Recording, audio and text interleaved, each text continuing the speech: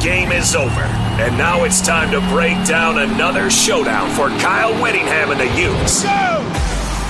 Second down and 15. And here on the rollout, there's a strike. Inside the 10, breaking free. Brian Davis, touchdown Utah. Keeping it as Sorsby, and he's going to score. Touchdown Cincinnati. In as the Wildcat quarterback. He fakes it to Dan Peer, the quarterback, and keeping it is Parker. Breaking the tackle. Parker into the end zone. Touchdown Utah. Jump there on the defensive line from Cincinnati. But this time no contact, so no flag. Dan Peer will give to Rodgers, and he's into the end zone. Touchdown Utah. They'll take another shot, and this one's on the money to Cyrus Allen. Allen off to the races. Touchdown Cincinnati. An 88-yard catch and run for a huge Bearcat score. Carvalho, the deep man, just had a 23-yard punt return earlier. And here he goes again. Carvalho, pass Mayfield, kicker to beat. He beat him. Inside the 10. Dives for the end zone. Touchdown. This is the Ute Postgame Show on 97.5, the KSL Sports Zone.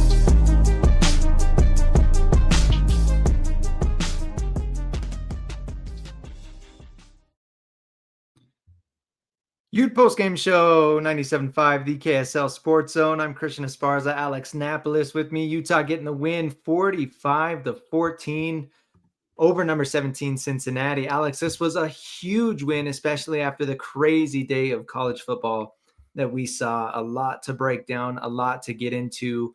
Long story short, Utah needed this win if they wanted any shot at getting to the Big 12 championship. They come in, they dominate Cincinnati at home. Cincinnati had not lost a Big 12 game yet coming into this one, and Utah hands Cincy their first L.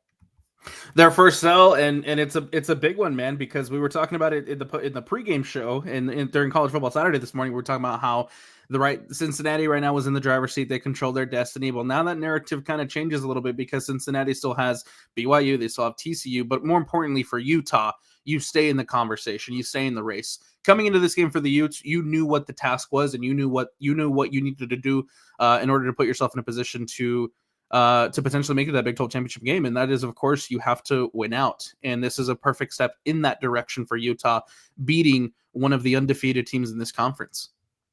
It's going to take a lot of work. There's a lot that needs to be done. It's not going to be simple. And we will break down some of the scenarios later in this show. But again, it's still a long shot at this point, to be frank, with 3 games left on the year for Utah. But again, we have to touch on it later because today was a big day with Houston's loss and with this win over Cincinnati. It kind of opened up the book a little bit for the Utes. But more importantly, I mean, tonight we talked about, you got to take it one game at a time.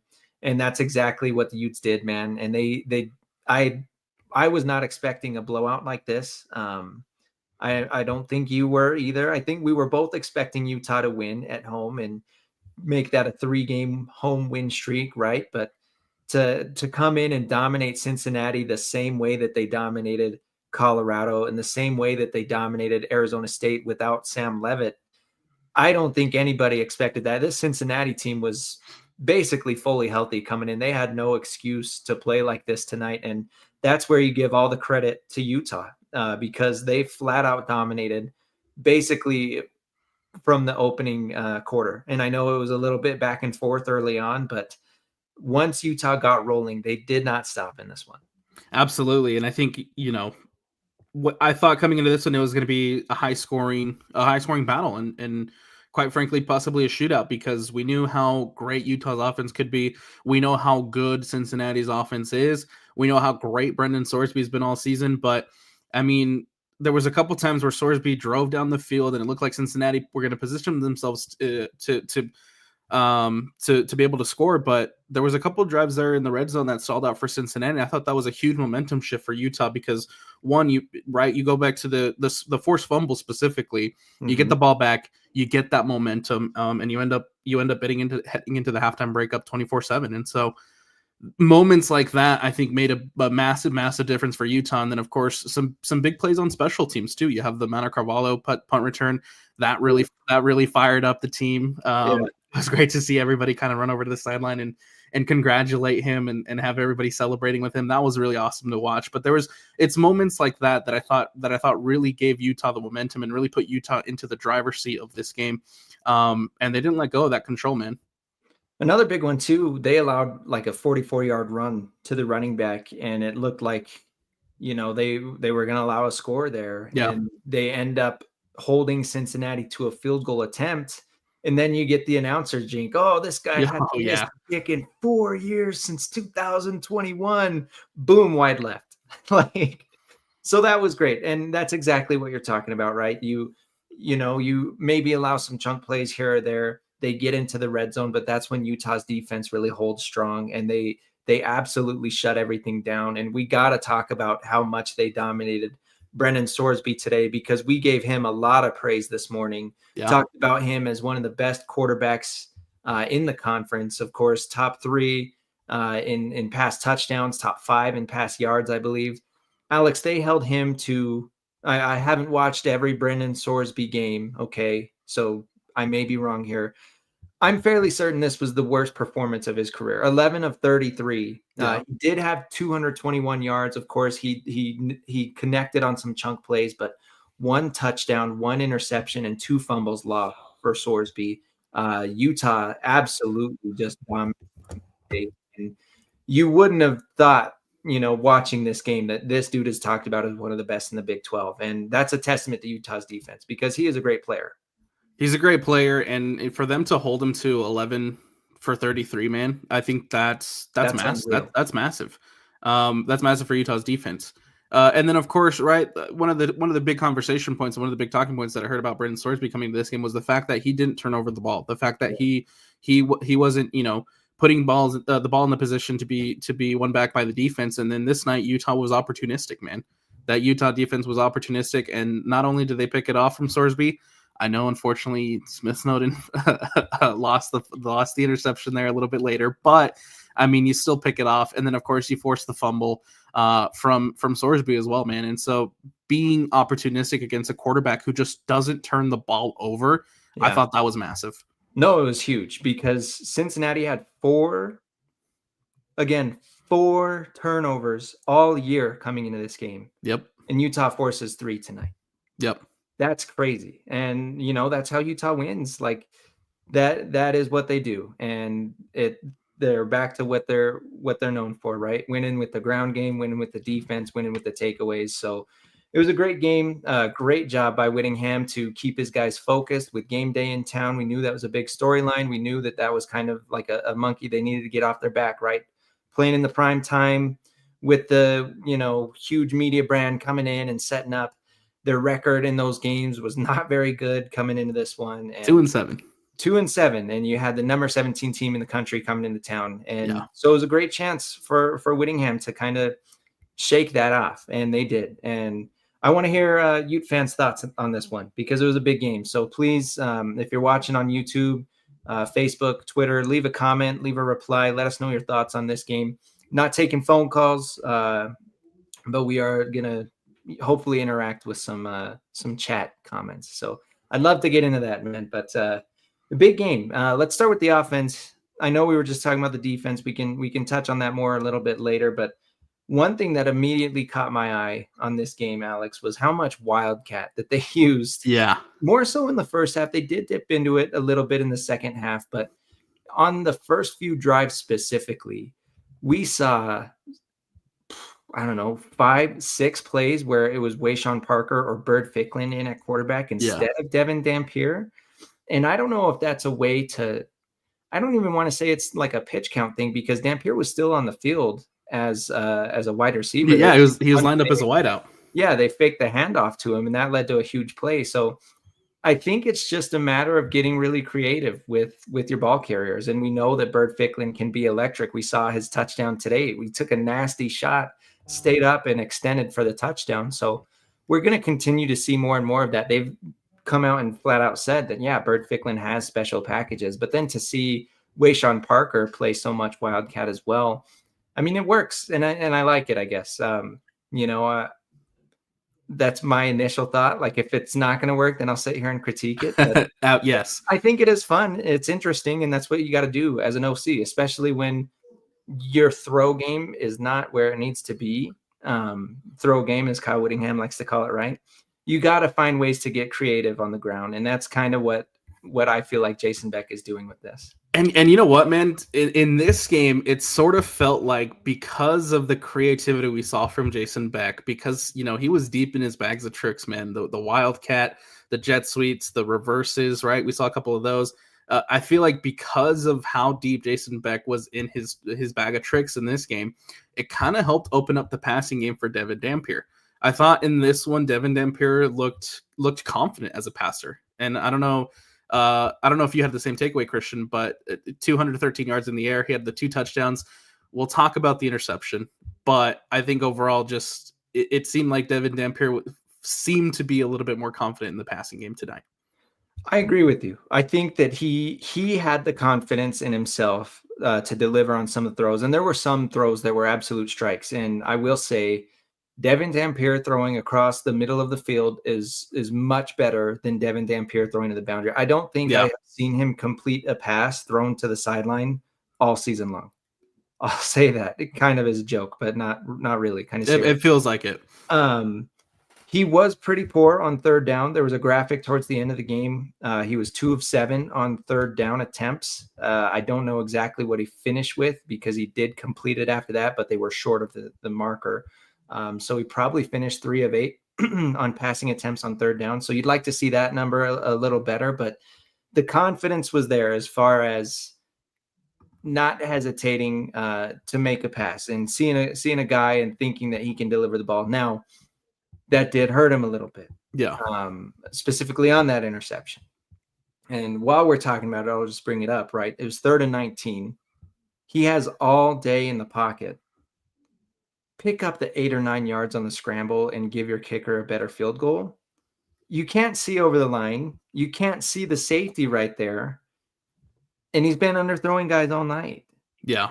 And that's the thing that we've seen with Devin Dampier. That's why people are like, oh, Bird Ficklen's a better passer, because we haven't seen that mistake from Bird. Now, you know, the sample size isn't there, right? We haven't seen Bird play as many snaps as Devin, so maybe he would make the same decisions. I don't know, but it's little things like that where how many times have we seen Devin Dampier throw an interception that it's like, it makes you want to rip your hair out. Like, why would you ever throw that? If we're going to knock a little bit on Devin Dampier tonight, I think it's the fact that there are some times and there are some situations, for as good as he did look in the passing game tonight, there were some times and there were some instances where he did try to force it and he did try to put the ball in awkward situations. And credit to Cincinnati's defense for coming up with a lot of pass deflections.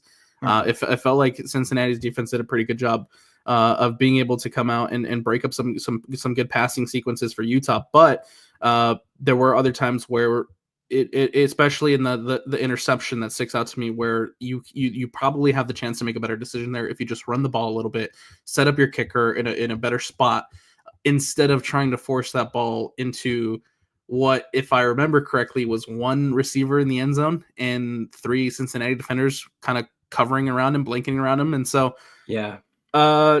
It's decisions like that need to improve. But I mean, just overall, I did like what we saw from Devin Dampier in the passing game, besides a couple of instances there where he tried to force it. There were a few throws too that were pretty underthrown. Whether, you know, you've got a receiver running downfield and you don't throw it far enough, or there was the one to Ryan Davis across the middle where there just wasn't enough juice on it, right? And it gave the defender enough time to catch up and bat it down. I like that he's attempting those, though. Yeah. The fact that he's seeing that and trying to get the ball in there, I think the throws will come, because we have seen him make throws. And again, like I'm saying, it seems like he has better luck over the middle than trying to target on the boundary. I don't know really what leads to that, but overall, I think this is what Devin Dampier is. He's not going to surprise us down the stretch. Like he's a guy that, and it's funny because he came into this game leading the conference in completion percentage, right? Yes. But we know that passing isn't his strong suit. If you watch the film, if you watch the games, he's a good enough passer to, if a guy's there, more often than not, he's going to make the throw. Yeah. But he's not going to come out and win with his drop back passing. I think another big takeaway that I took from Devin Dampier's game in this one, and I think the ESPN broadcast mentioned it. One of the sideline reporter I think was the one who mentioned it and said that the coaching staff said this was about a 90% Devin Dampier. Mm-hmm. And you can tell the difference in a Devin Dampier when he's hobbled and when he's hurt and when he's feeling 90%, right? There was moments in that, going back to the most recent game where they lost and the offense struggled, that BYU game. There was instances in that game where you knew Devin Dampier was going to step back and that ball was going to be put in a difficult spot for a receiver to make a play. Mm-hmm. Whereas in this one, again, the passing game just looked better. He was putting balls in good situations. There was that pass to JJ Buchanan in the end zone that just unfortunate that he wasn't able to reel it in because of great Cincinnati defending, being able to break up that pass. But it's passes like those that make me look at and say, okay, this is the Devin Dampier that we know can throw the ball and that we know can be effective in the passing game. Yeah.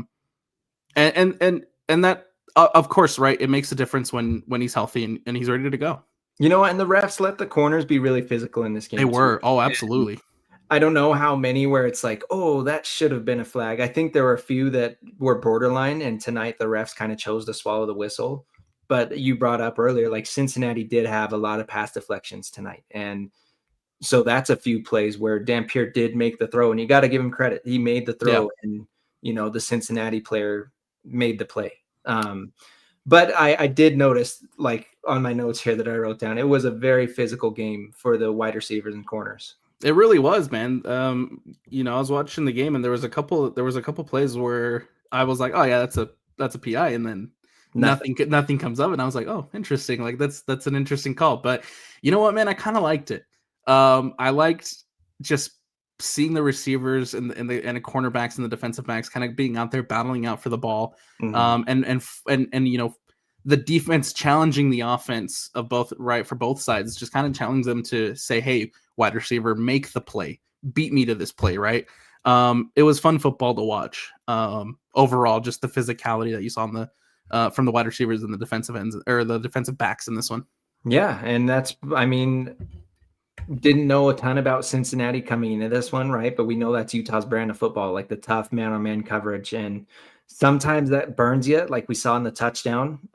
You go cover one and you're trusting your guys. They are going to get beat sometimes, like we saw with Smith Snowden allowing the touchdown. And that was unfortunate because it was such a long play. But again, they held Sorsby to a really, really ugly performance through the air. So that's what you're going to get with this Utah defense. And another thing you're going to get, Alex, time of possession, man. 20 minutes for Cincinnati, 40 minutes for Utah. Doubling up the time of possession. I know of all the stats on the stat sheet, I know that's the one that Whittingham is going to be geeked about in the post game. Oh, absolutely. And it goes back to kind of just the way that the game went. It felt like for a majority of the game, Utah was in the driver's seat. And when you're in the driver's seat and you're able to have these long, I think that first quarter touchdown, man, their first drive, it was 7 minutes. When you're able to have those long sustained drives and be able to dictate the game in that way, I know it just makes Kyle Whittingham smile ear to ear. And knowing that his team is controlling the game the way that they're controlling it. Really good on really good at picking up first downs tonight. 29 first downs for Utah compared to 18 from Cincinnati. 7 of 15 on third down compared to 6 of 14 for Cincinnati. And then 2 of 2 on fourth.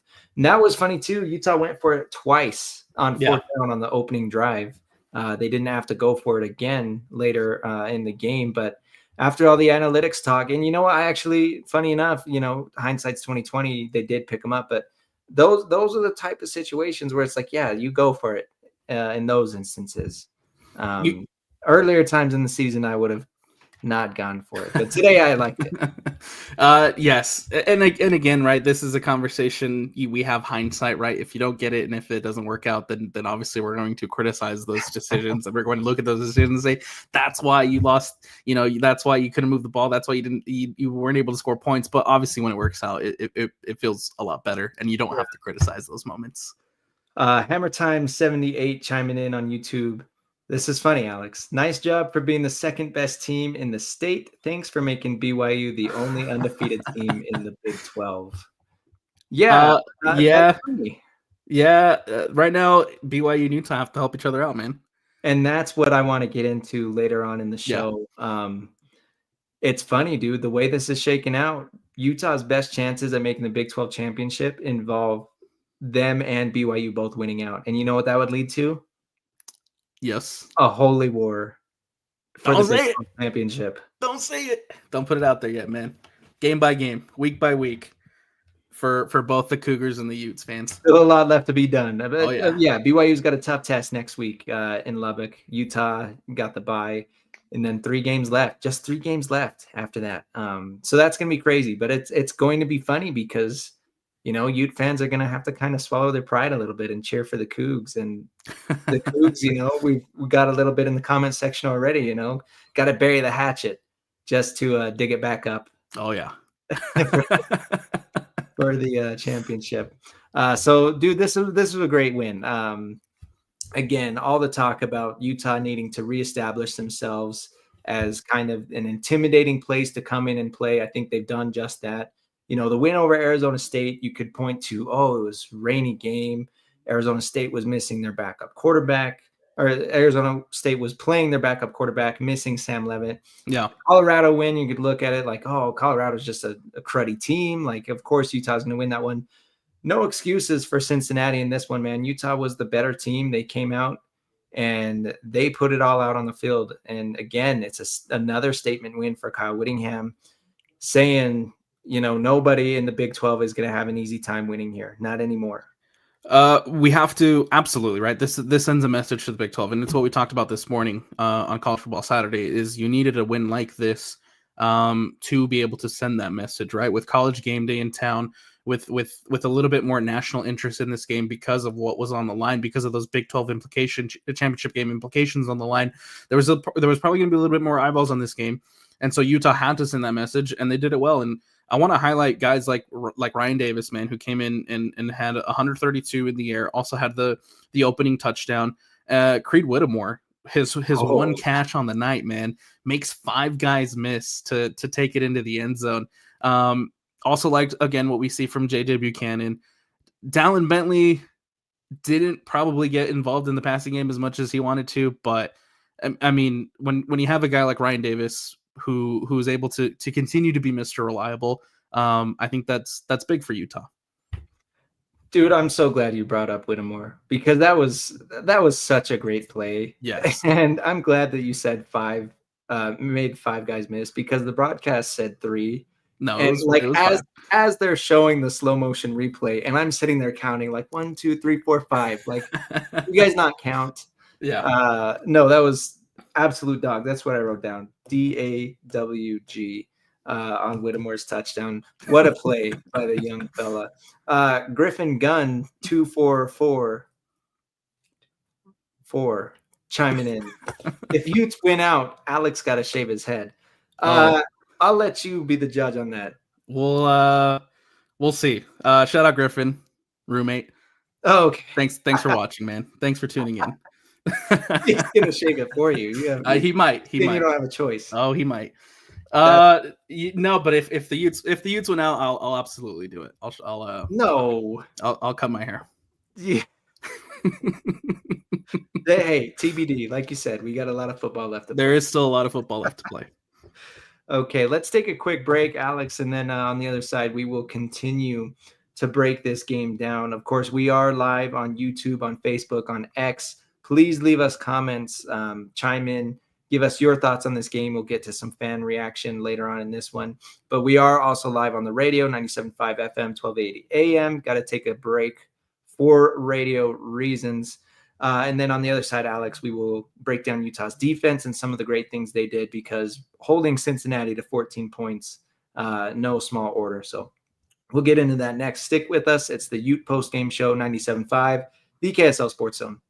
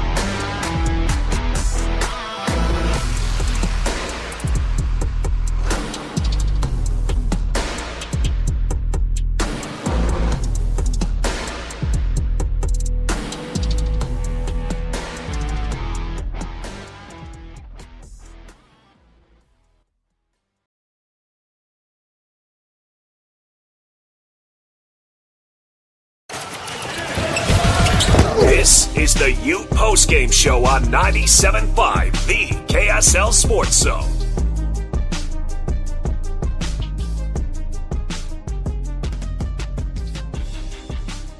It's the Ute Postgame Show 97.5, the KSL Sports Zone. I'm Christian Esparza Alex Napoles, joining me as we continue to break down Utah's 45-14 win over Cincinnati at home. The Bearcats getting their first Big 12 loss of the season. Want to thank everybody joining us for another late night as we are pushing 12:30. But Alex, the rest is for the week, man. The rest is for the week. And you know what, man? Luckily, how does the saying go? Fall backward, spring forward. You do get your time change tonight. And so we will get, luckily, an extra hour of sleep, Christian. Oh, yeah, that's awesome. So that means it's about to go from 12:59 back to 12, right? No. It goes 1:59 back to 1. Oh, okay. Yeah, so it won't happen while we're live. No, I wish that would be that'd be fun. No, but a big win for Utah, man. Can't overstate how huge it is to hand Cincinnati their first L of their conference season. We've got some comments chiming in. Mike Brown, I won, I think is how you say that. Is it for sure if Utah and BYU win out, then they would meet in the championship? Yes. Yeah, Yes. crazy. Yep. That's a simple way to put it, right? That's a simple way to look at the scenarios, because there is still a lot that needs to happen with On the field. Right? And of course there's still a lot of teams that are still in the mix and are still involved in the mix. Right now, I think what really benefits Utah and what really helps out Utah is one of the tiebreakers that they would have is the strength of schedule tiebreaker, and so they need things to fall their way. They need help from BYU. To be quite frank, they need help from BYU Yes. in order to make that championship game. This morning, it felt like Cincinnati and Houston were going to be the teams to kind of control Utah's destiny and kind of see where things landed with those two teams. But with those two teams taking a loss, man, it changes to where again Utah still has to go on. They still have to win. But now it really comes down to BYU and Texas Tech of what Utah's destiny will be as far as potentially making a Big 12 championship game. Yeah, that's crazy because you wake up this morning and, as you said, Utah's fate was in the hands of Houston and Cincinnati, and both of those guys lost today. Cincinnati still has to play BYU later down the road. Now, BYU has a very tough schedule, right? They got to go to Lubbock and play Texas Tech. Then they host TCU. Then they got to go to Cincinnati before they wrap up the season at home versus UCF. So you're saying, yes, you need BYU to win out. It's a very tall task. Again, we were talking this morning, like those are 3 very tough games for the Cougs. And even at this point, you're feeling great if they come out of that 3-game stretch 1-2. Yeah. And it's tough. And we don't got to dive too much into it because this is the Ute Postgame Show, right? But that's one of the hardest stretches of a schedule we've ever seen, was this 6-game stretch that BYU has gone in. So it is ultimately the reason, we're talking about it, is because it's going to be funny that, Ute fans kind of have to cheer for BYU, and that's interesting. And that's what's so fun about these two teams being in the same conference again. Like how many times has that happened? And I'll tell you, obviously, as long as I've been paying attention to college football, that hasn't happened, where literally Utah fans have to cheer for BYU if they want to get into the Big 12 championship. There are still scenarios, right, where if Texas Tech ends up winning out, and I think if BYU loses a second game, there are tiebreakers that can make potentially, again, depending on Utah winning out, that could make the championship game Texas Tech Utah, and Utah would have a rematch there with Texas Tech. But again, that's getting into the weeds of it all, and getting into the scenarios and all the narratives of everybody kind of around Utah that needs to help Utah. But I think we hit it this morning, Christian. We talked about it, and I want to reiterate that it's 1 week at a time, it's 1 game at a time, and more importantly for Kyle Whittingham and his guys, they got to go out there one game by one game, and you got to win.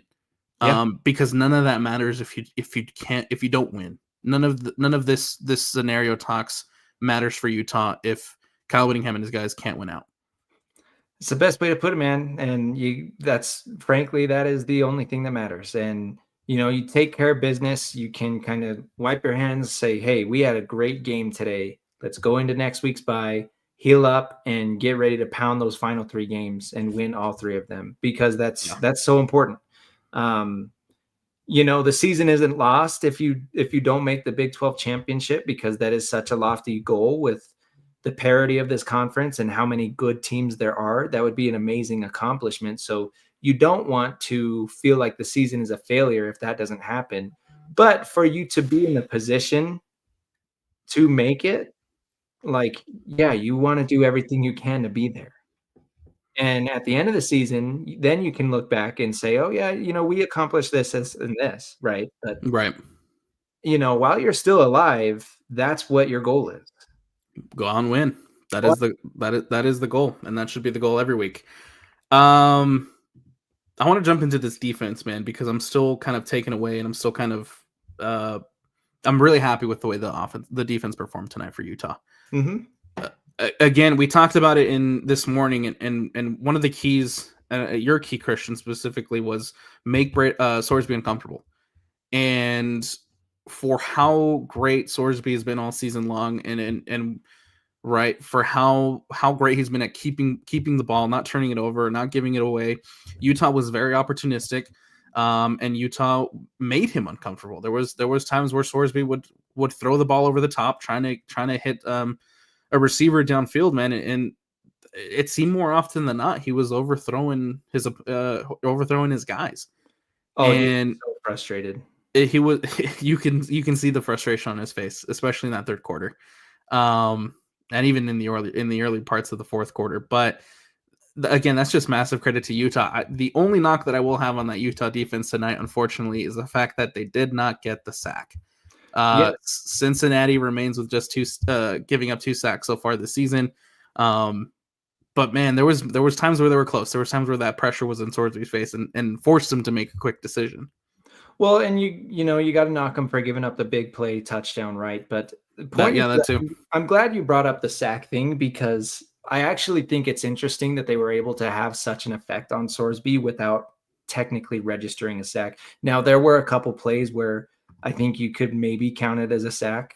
He was fighting to get back to the line of scrimmage, which I guess they would probably count as a rushing attempt. Yeah, I think statistically too, they only registered 1 TFL in this one, which Utah's. Really? It feels like per the statistics, right? But it does feel like Utah was kind of, usually getting 7 TFLs or there were some games where they had 9 TFLs, right? It seemed like Utah was kind of always in the upper when it came to the TFLs, but even in this one, man, they only had the 1. Not hitting the running backs behind the line of scrimmage. And, eventually when Cincinnati is having to throw towards the end of the game to get themselves back in, you're not going to have very many opportunities. But, I mean, they still had 30 carries. And you're right, the TFLs are something we had seen all year from Utah. So that is a little bit of a glaring issue. But considering what they did to Sorsby, again, without even sacking him, right, forcing him to have, again, I'm just going to keep saying it, the worst game of his career.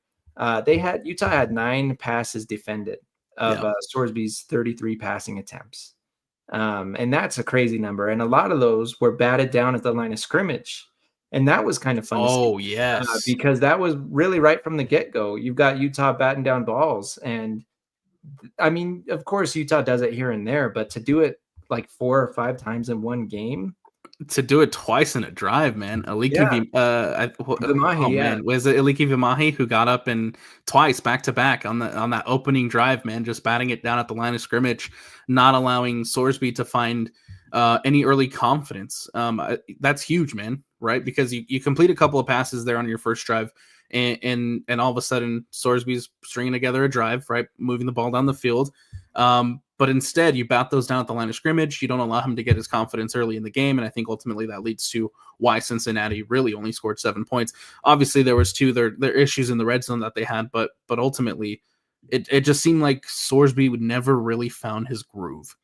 Right, and that stems from, again, the batted down passes, because when you get in his head, batting down the passes, like you said, twice in one drive and then throughout the rest of the game, then he's so worried about, man, these guys are getting their hands up. I got to adjust my angles. I got to be, and you're like overthinking every single pass attempt. Yeah. And that's when you see, he's missing wide receivers by inches and then feet. And it's like, man, those are ugly misses. And you look at it and he maybe wasn't pressured in the pocket, but you see the D linemen have their hands up.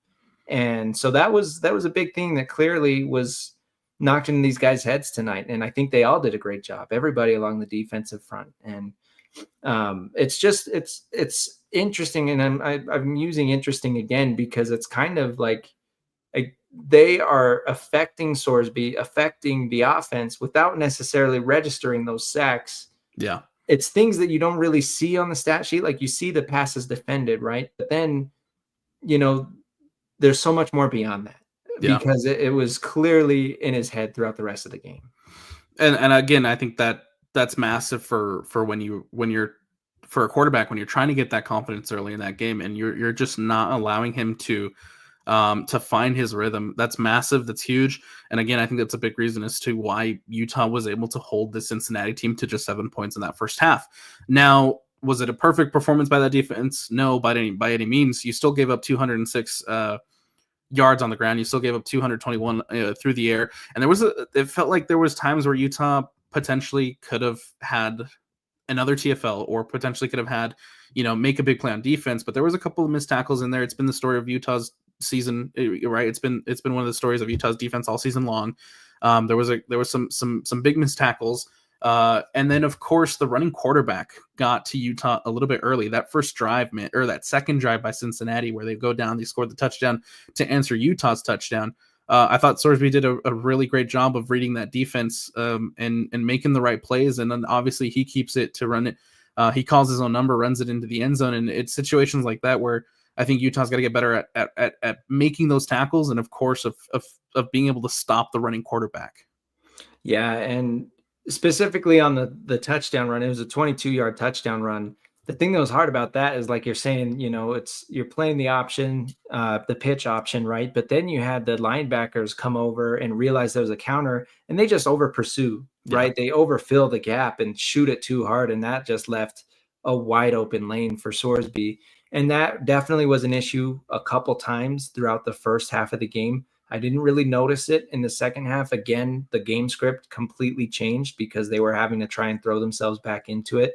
Didn't really see a lot of rushing attempts there to close it. But you're right. The missed tackles and the over pursuit plaguing this Utah defense all year. And clearly on that touchdown run, that's kind of what led to that. But I mean, all in all, like you hold, again, we were talking about how good this Cincinnati offense was coming into this, and you hold them to 14 points. That's phenomenal. And that's the biggest thing, right?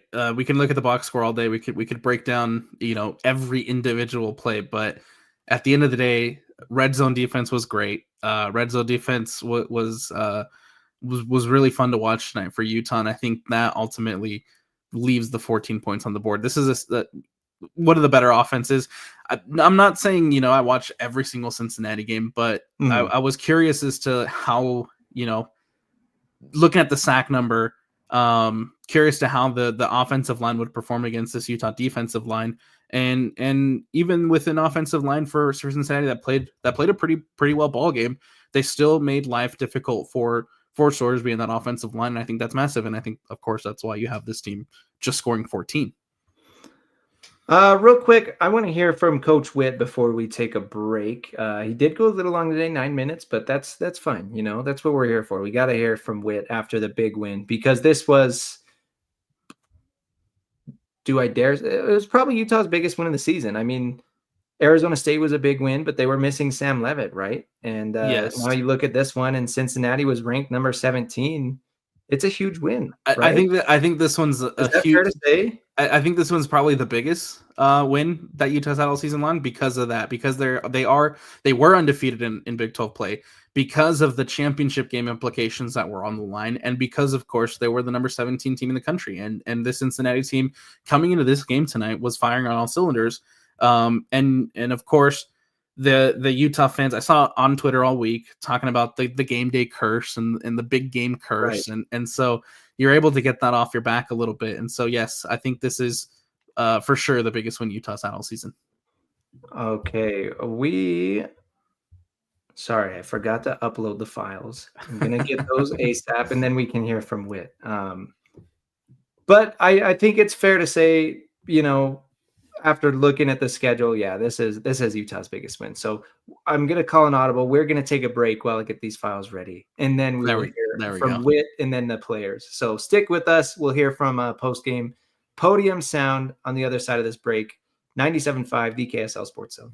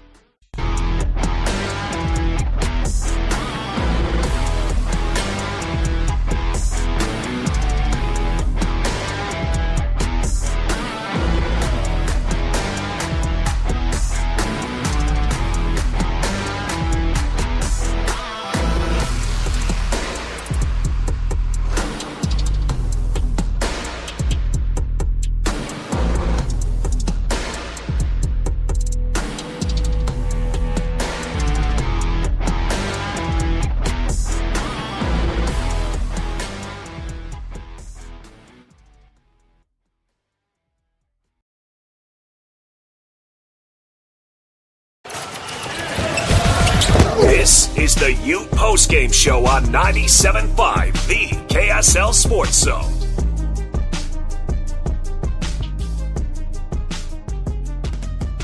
Ute Postgame Show 97.5, the KSL Sports Zone. I'm Christian Esparza Alex Napoles. With me, Utah getting a big win over Cincinnati, 45-14. Alex, let's throw it straight down to the podium and hear from Kyle Whittingham. He addressed the media, and we have got it and ready to play it. Let's hear from Coach Witt. Coached, quarterback is a special player, got a good supporting cast. They play extremely hard, and so, got a lot of respect for what they're doing, but we played outstanding tonight, all phases. Offense, controlled the ball, made first downs, ran the football effectively, threw it effectively, converted two fourth downs. Critical fourth downs are in that second drive of the game, which led to an ensuing touchdown. Defense smothering all night long. We turned a few things loose here and there, but for the most part, we had complete control of the game defensively. Great job by the special teams. Mana Carvalho, a nice return, 25-yarder, and then the big one that really put the game in the icebox on the house call punt return. It was a great run, great blocking, great job by everyone involved. So I couldn't be more proud of the football team, coaching staff, just the whole building. I mean, we're starting to get some momentum now, and just love coaching these guys, love being around them, and leadership is tremendous, and just got to keep it going. And we're on a bye week now. Good win to go into a bye week on and be able to regroup again and get some guys healed back up and get some guys fresh. And so, yeah, that's where we are. Questions?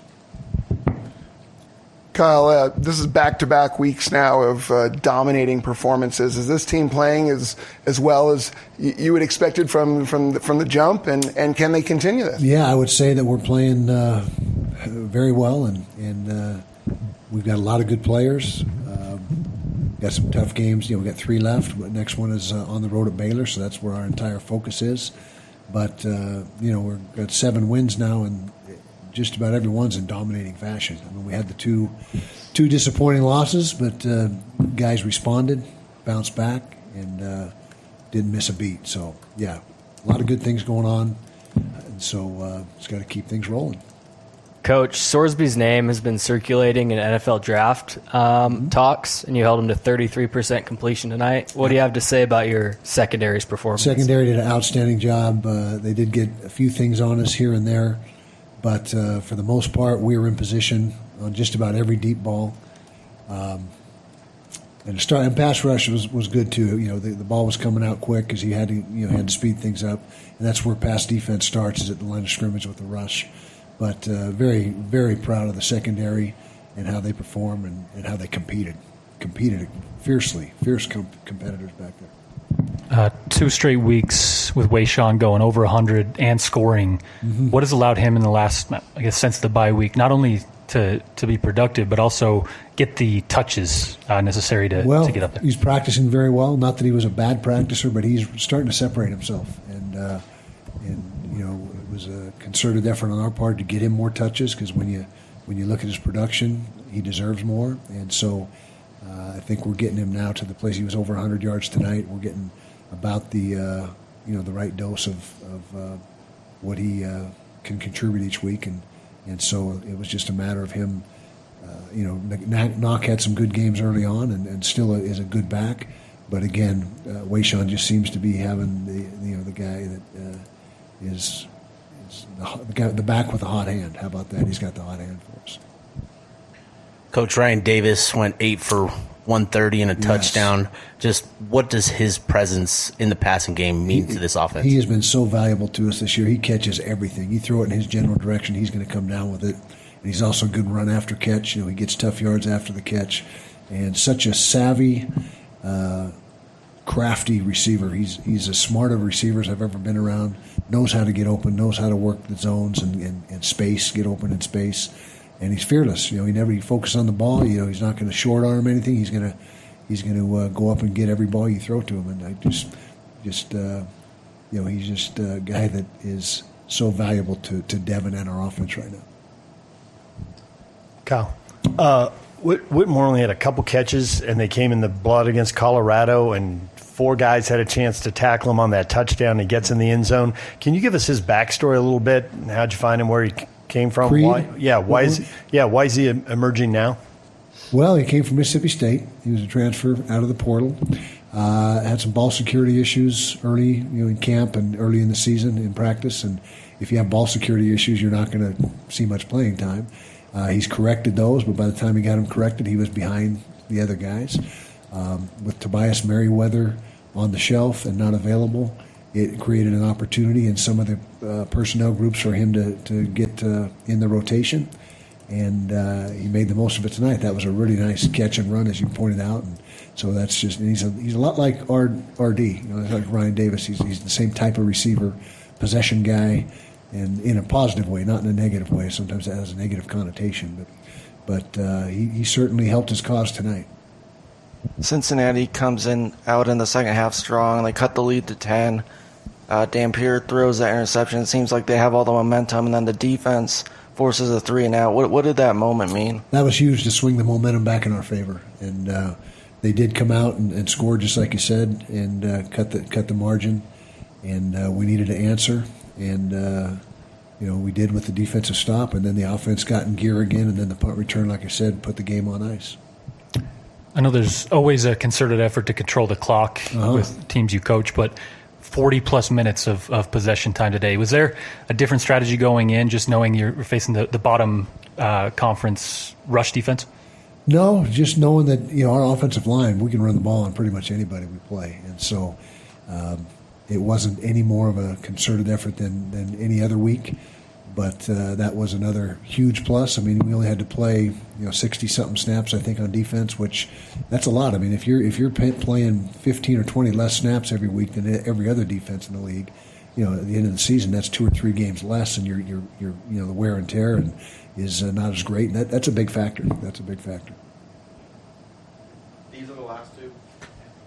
Coach, walk us through the next 2 weeks, coming off 2 big wins, going into the bye week, coming out on the other side, traveling out of states for the first time since the 27th of September. Walk us through what the next 2 weeks of prep and mindset and all that looks like. Yeah, well, next week we'll do very similar routine as we did the first bye week, where we'll work them 3 days and give them 4 days off. And the 3 days we'll work most likely will be Tuesday, Wednesday, Thursday. Tuesday, a very light film day, put this game to bed, get on the next opponent. Wednesday will probably be a half padded practice, then Thursday a no padded practice, then give them Friday, Saturday, Sunday off, and then start up on Monday with the heavy work. The heavy lifting will start on Monday. Yeah. Kyle, Don Saunders has had a couple of really big games the last few weeks. What have you seen from him, that has led to maybe him seeing increased time and, the big playability that he's made so far? Yeah, the first 3, 4, 5 weeks he was hampered with a leg injury. He couldn't, he was unable to go full speed. He was really hampered by it. Wasn't able to practice a bunch of the time. Finally got himself where he's healthy, and you saw tonight what his capabilities are. And we got really good those corners between Blake Cotton and Smith Snowden and Scooby. Not a lot of reps to be had, but JC is a really good player too. Number 14, he's a real good player. He's only a sophomore. We think he's got a big upside. So I think we really hit the jackpot in the portal with those corners that we took, and all 3 or 4 of them are going to really help us out.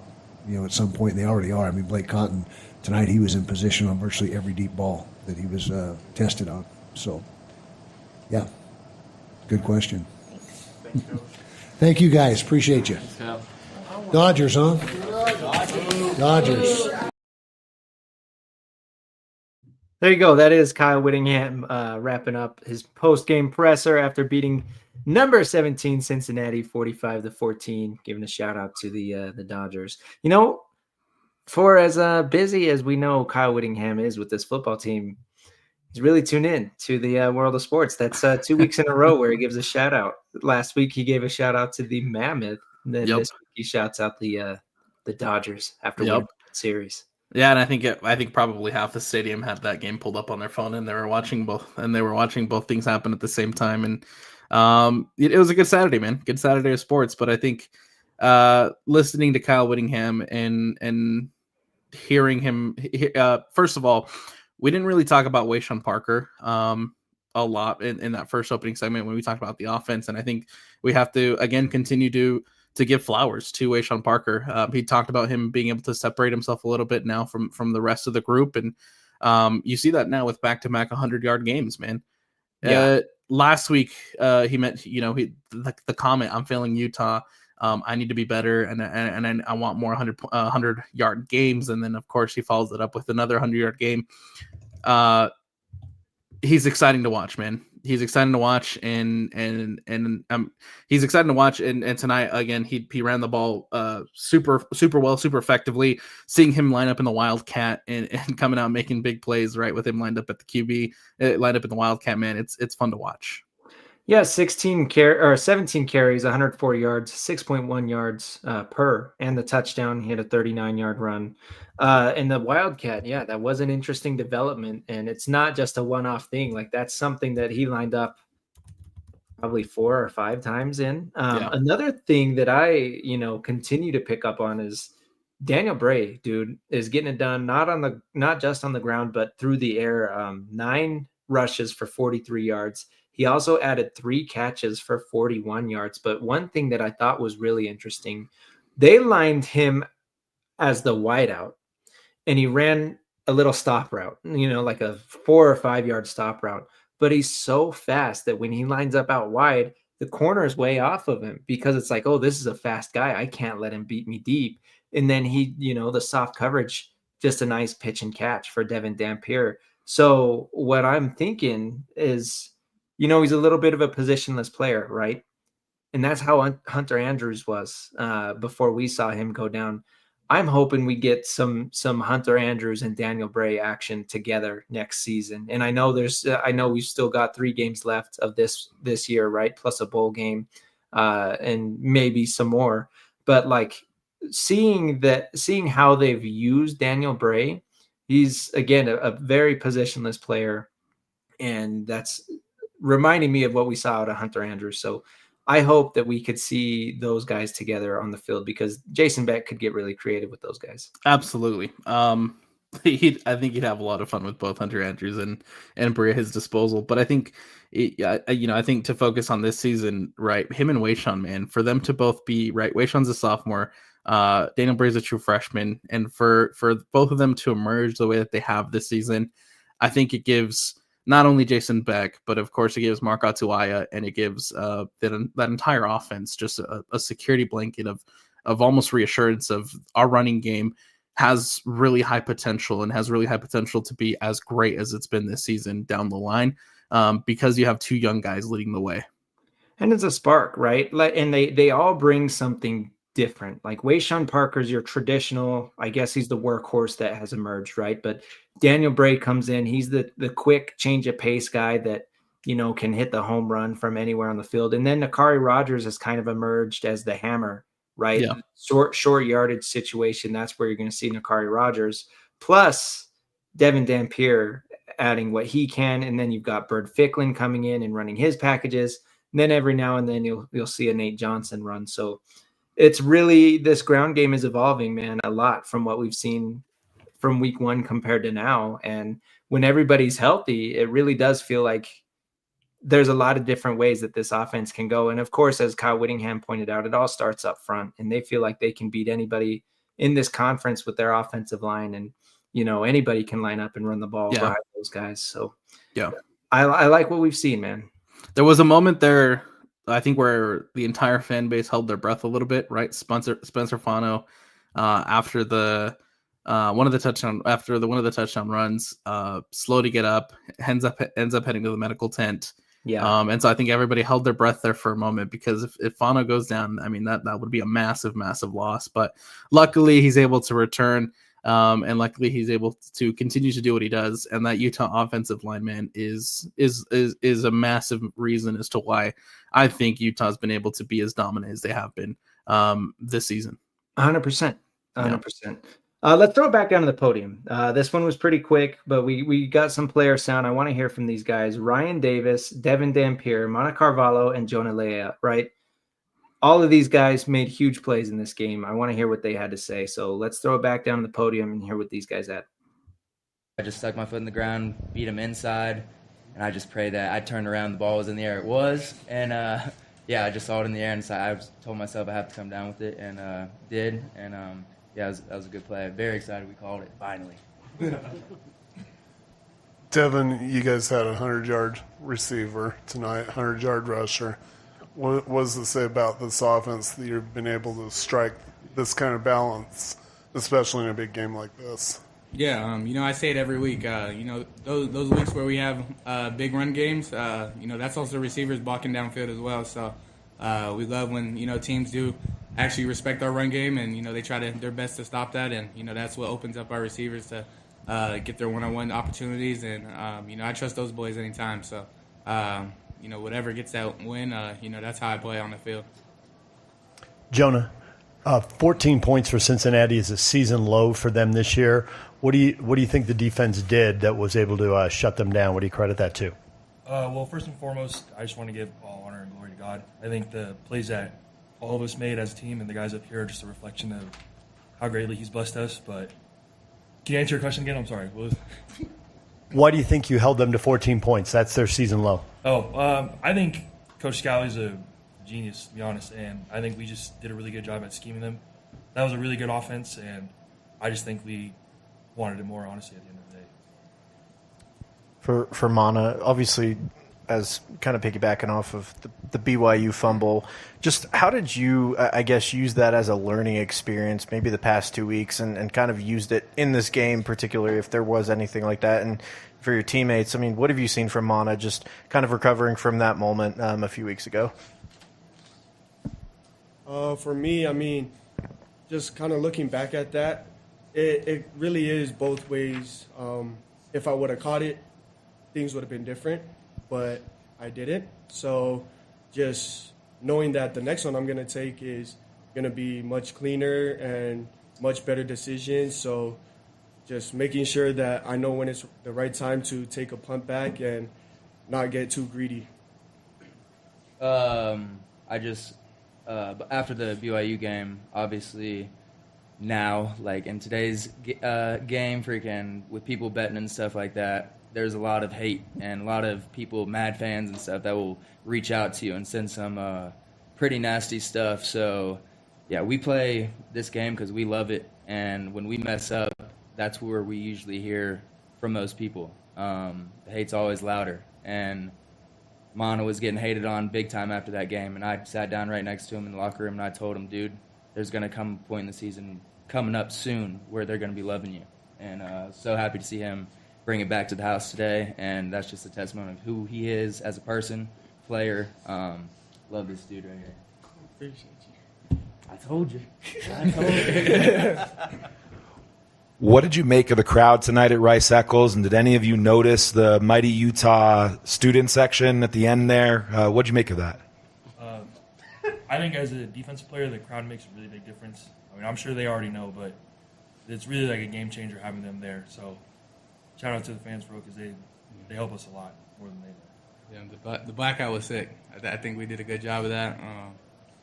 I seen a whole bunch of people swinging their shirts around, shirts off. It was fine. I liked it. It was cool. Thank you.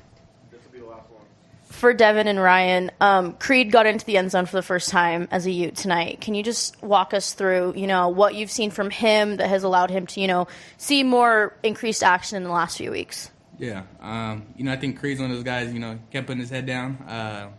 He's had multiple times on, scout team to make plays, and he's been making plays, and, that it gave our coaches trust that, let's start putting him in the mix. And he's been doing a great job all week. I'm happy he showed on the field. He's been waiting on that moment, so I'm happy he got it. Yeah, I'm super, extremely proud of him. He's been putting his head down, working every single week, in and out. That's like my brother. We hang out every single day. We FaceTime all day, our group. So, I think he blacked out when he scored that touchdown, just out of excitement, didn't know where anything was. So, yeah, I was so happy for him. There you go. That is Devin Dampier, Ryan Davis, Monica Carvalho, and Jonah Leia talking at the podium after this big win. Of course, got to get the reference to the shirtless fans in the stadium. The trend that is taking over college football. Yes, in Salt Lake City. Was not Colorado? Was Oklahoma State the first team who did it? I that think kind of where it was. went viral because they I had don't remember seeing it before that. That is the one that went viral. yeah, because they were getting their butts kicked. They're getting their butts kicked, and I think they had like 5 people in the stands, man, doing it. And yes, it seems to be the new trend of college football, which is fun. I enjoy it. I think this is the first time where, normally it's the team losing by 30 that's doing it. I think this is the first time we've seen the team up by 30 doing it. Yeah.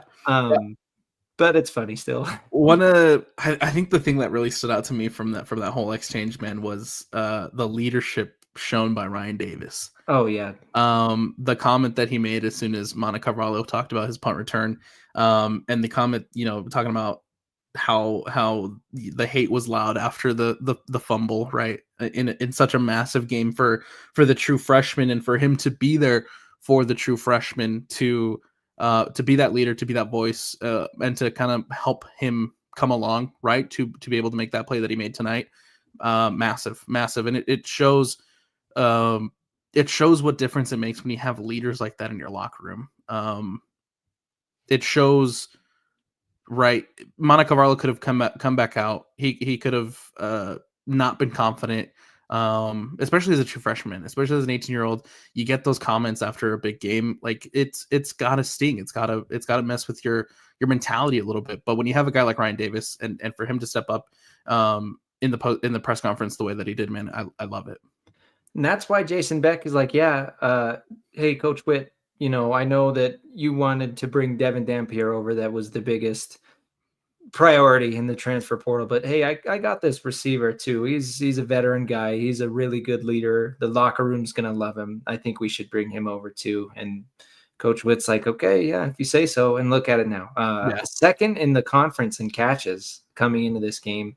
Not sure how that is going to shake out after tonight. But speaking of the conference, Alex, because today was such a wild day, want to go through some of the scores just to keep fans in the loop that maybe weren't paying attention to every single game today. We'll start with Colorado, back-to-back blowout losses for them. They lost at home to Arizona today, 52-17. Tough slide there for Prime.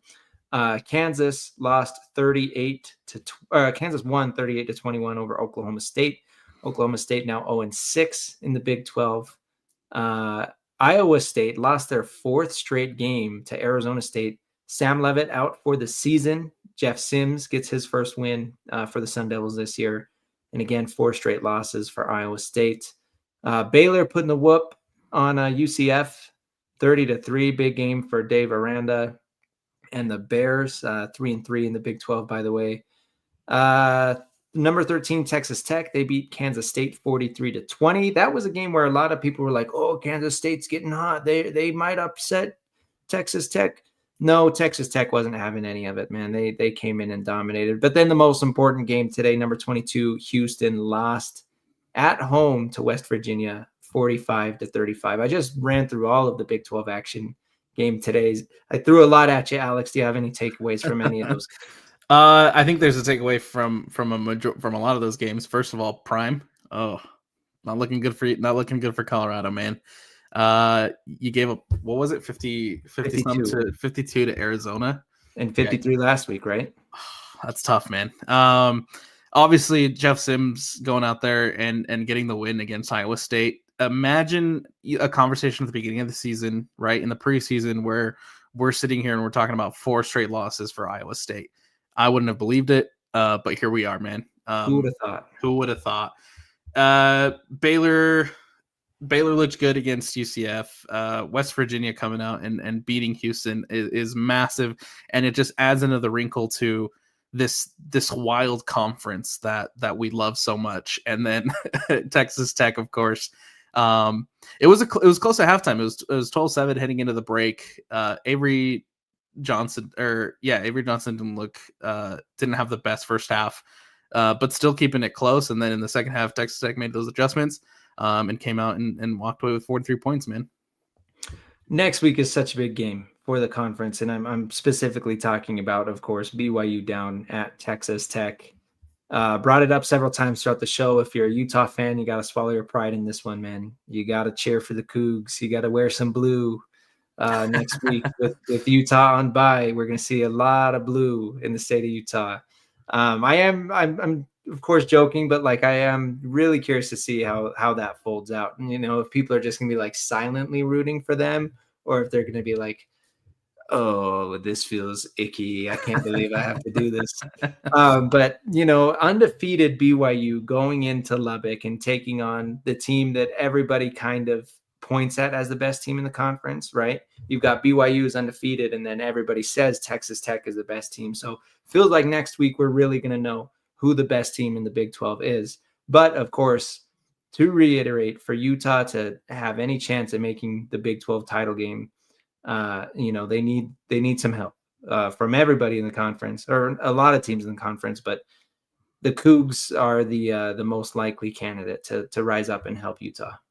Yeah, and I think everybody, right, even with Utah on the bye week, which I think comes at a great time for Utah first and foremost. Comes at a good time, allows you to rest up for what will be a massive stretch of 3 games coming up for Utah. Maybe, in the sense of Baylor, in the sense of Kansas State, in the sense of Kansas, right? It might not stick out as the toughest opponents, the biggest opponents, right? But you still have to be ready for those games because, again, the mission for Utah is you have to go out and you have to win out. But everybody next week is going to be watching that BYU Texas Tech game because it is going to give us a little bit of a better idea of how much help Utah will need down that stretch, right? If they want to make it, and kind of where the Utes land after that game. Quick thoughts, Alex. A big storyline coming into the game today was Devin Dampier versus Bird Ficklin. Did Devin Dampier do enough to keep his job today? Yes, I will say that that run at the end from Bird Ficklin to take it into the end zone, he took a hit. I don't think he knows where he is right now. Maybe not. He took a hit, but for him to still be able to sneak it into the corner of the end zone, man, and get that touchdown. It was great to watch. I hope he's okay, obviously, but man, he took a hit, and just showed off some grit. He's got that dog in him, man. Still, I still stand with that. But I think ultimately Devin Dampier did more than enough tonight to continue to cement himself as QB1, and again, until proven otherwise, and until Devin Dampier proves otherwise, right, he will be QB1 for Utah heading down the stretch in a massively important stretch for the Utes, as they try to make it to that championship game, man. You put up 45 points on 2 really good defenses in Arizona State and Cincinnati. Yeah. I shouldn't say really, really good, but I mean average at worst, right? Yeah. Like these aren't horrible defenses that Dampier has shown off against. So it's another good performance for Dampier. I'm glad that he, because there was a lot of noise. I don't know how much of it he heard. I'm glad that he kind of came out and balled out today. To wrap this thing up, man, offensive and defensive MVP. Ooh, I think offensive, I'm going to go Ryan Davis. The offensive MVP will go Ryan Davis. Had the one of the big catches after, or yards after catches, right? One of the big yaks of the game, and then of course has the touchdown. Defensive, we'll go. Oh man, I'm gonna give it to Saunders. I'm gonna give it to Donovan Saunders. Okay. Again, for coming in, being great in the pass deflections and being able to stop those deep balls from Sorsby, and just going out and balling out, man. Have a great performance. Those are the MVPs. Love it. Utah getting the win 45-14. Utah's on bye next week. But Alex, you and I are going to be on the BYU postgame show. It's an early one next week, 10 a.m. kickoff. So any of you Ute fans that want to hear some breakdown on the Cougs, Alex and I will be on that. If not, we will be back on air for the Ute postgame show in a couple weeks when Utah is back on track. Thank you to everybody listening, staying up with us, 1:15 late night. Get ready to set your clocks back. That's always fun. Big shout out to PK sending the audio in. Big shout out to Hatch back in the studio, cutting things up, keeping us on the radio side of things. So very thankful for everybody helping us. And then again, thanks for everybody that tuned in on this late night. I'm Christian Esparza, Alex Napoles, as always. We'll catch you next time. It's the Ute Postgame Show, 97.5, the KSL Sports Zone.